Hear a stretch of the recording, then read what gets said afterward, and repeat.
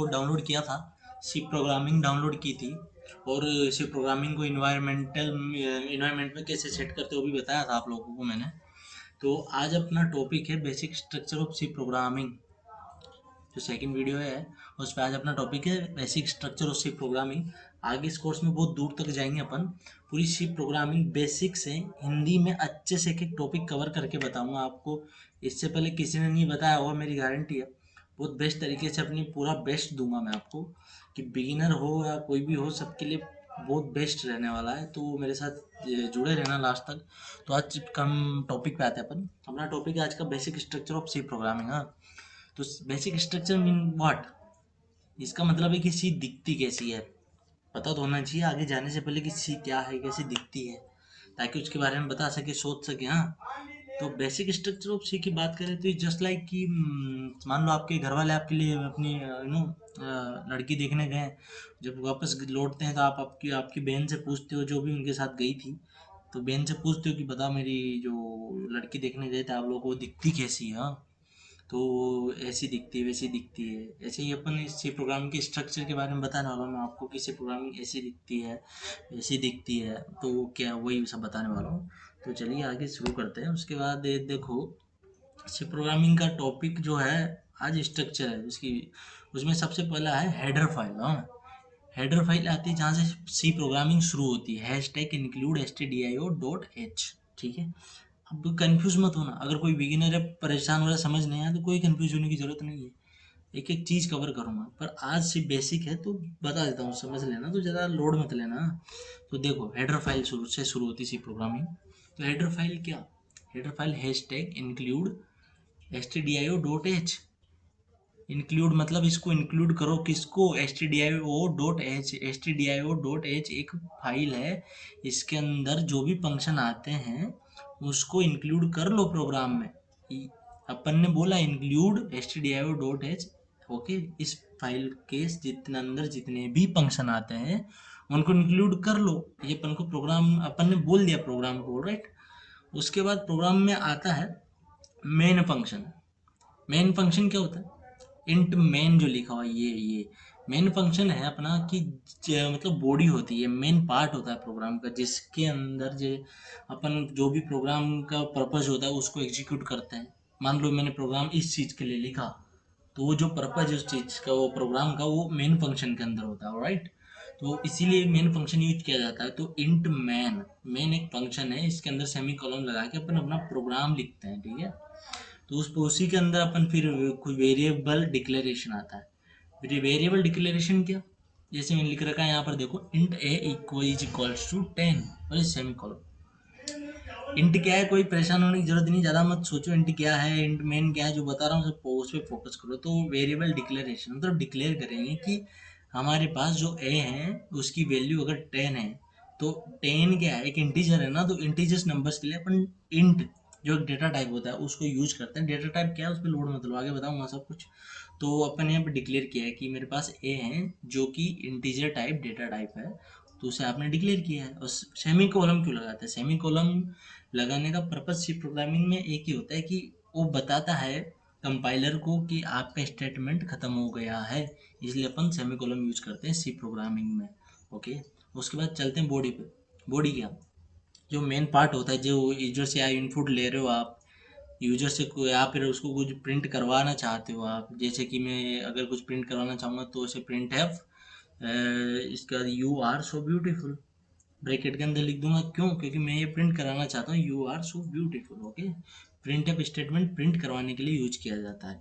Input function होता है ये, input output function scan F, ये दोनों जो इस फाइल के अंदर आते हैं, अभी बताई थी ना मैंने अपने stdio.h के अंदर आते हैं, तो इसलिए यूज किए जाते हैं।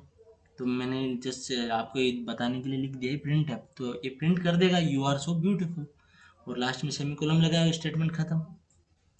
उसके बाद रिटर्न जीरो, लास्ट में अपन प्रोग्राम के जो वो खत्म हो जाता है तो उसका लिखते हैं रिटर्न जीरो। रिटर्न जीरो का मतलब होता है आपका प्रोग्राम सक्सेसफुली एग्जीक्यूट, मतलब दोनों एग्जीक्यूट क्या मतलब कहाँ खत्म हो चुका है, successfully you know done the program, okay. तो यही सब है, मैं आपको विजुअल स्टूडियो कोड पे लेके चलता हूँ, ठीक है, वहाँ करके बताऊंगा मैं आपको आईडी पे जो अपन ने कल डाउनलोड किया था, ठीक है। चलते हैं। तो ये विजुअल स्टूडियो कोड है। यहाँ पे मैं नई फाइल बनाता हूँ। यहाँ पे जाऊँगा, फाइल का नाम डाल देता हूँ मैं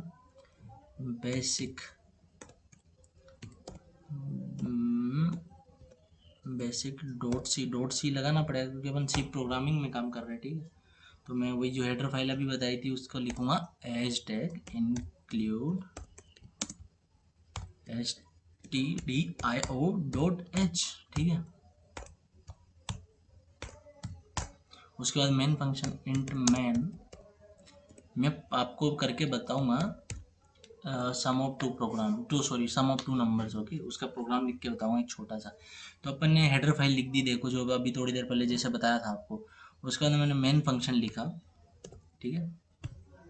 मेन फंक्शन के बाद मैं करली ब्रैकेट यूज करके करना पड़ता है। करली ब्रैकेट का मतलब होता है प्रोग्राम में कि हाँ प्रोग्राम अब ख़त्म हो चुका है। किसी भी स्टेटमेंट के बाद जो सेमीकोलन होता है उसके बाद तो लगाते हैं क्योंकि स्टेटमेंट ख़त्म हो गया। और सेमीकोलन का मतलब होता है ये पर्टिकुलर प्रोग्राम है उसका एंड है, ठीक है। का वो इसलिए अपन सेमीकोलन या ब्रैकेट यूज करते हैं इसमें, ठीक है। ठीक है, अब इसके एंड मेन के बाद मान लो डिक्लेयर मेरे को सम ऑफ टू नंबर्स कर रहा हूँ मैं, तो एंड एक तो ए इंटीजर लिया जिसकी वैल्यू सॉरी हाँ ऑलराइट, ठीक है। मैं कोमा बी ले लेता हूँ, कोमा सम और सेमीकोलन। कुछ लोड लेने की जरूरत नहीं है। अगर कुछ समझ भी ना आए तो कोई बात नहीं, आगे एक एक चीज़ एक्सप्लेन करूँगा मैं, पर्टिकुलर एक चीज़ को उठा के सब कुछ एक्सप्लेन करने वाला हूँ आपके सामने, ठीक है। तो ठीक है, अब यहाँ पे ए को डिक्लेयर कर देता हूँ मैं। ये मान लो एक की वैल्यू मैंने ले ली 1 सेमीकोलन। उसके बाद मैंने बी की वैल्यू मान लो मैंने ले ली 2 सेमीकोलन। और सम इज इक्वल्स टू मैंने कंपाइलर को बता दिया कि ए प्लस बी होता है, ठीक है। सॉरी बी इक्वल टू भूल गया मैं, लगाने दो। ठीक है। उसके बाद अपन चलते प्रिंट टैप स्टेटमेंट पे, ठीक है। प्रिंट टैप स्टेटमेंट है, उसके अंदर